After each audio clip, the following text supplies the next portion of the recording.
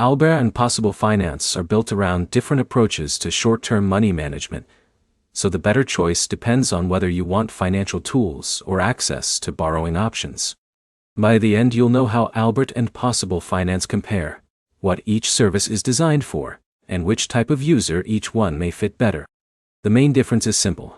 Albert focuses on helping users manage their money through financial tools, while Possible Finance focuses on providing a borrowing option for eligible users. Albert is designed for people who want help tracking and managing their finances. The app combines money management features with tools that can help users understand their spending and financial habits.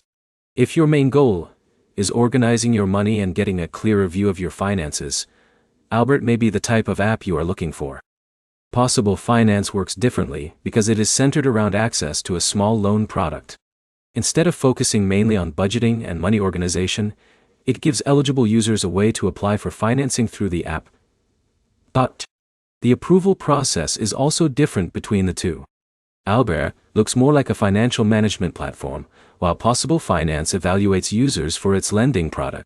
Your experience can depend on your financial situation, eligibility, and the information you provide during the application process. Another difference is how you use each app after signing up. With Albert, you may spend more time using financial tools and reviewing your money habits. With Possible Finance, the main purpose is connected to applying for and managing a loan. When choosing between them, start with your goal.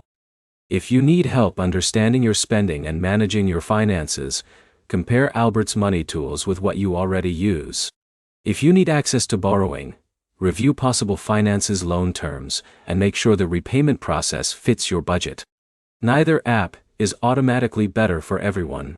The right option depends on whether you need financial organization or a lending service. Before choosing, check the latest app details, available features, eligibility requirements, and any costs shown during sign-up. Financial apps can change their offerings, so always review the current information directly inside the app. To summarize, Albert is focused on financial management tools. Possible Finance is focused on lending, and your choice should match the problem you are trying to solve.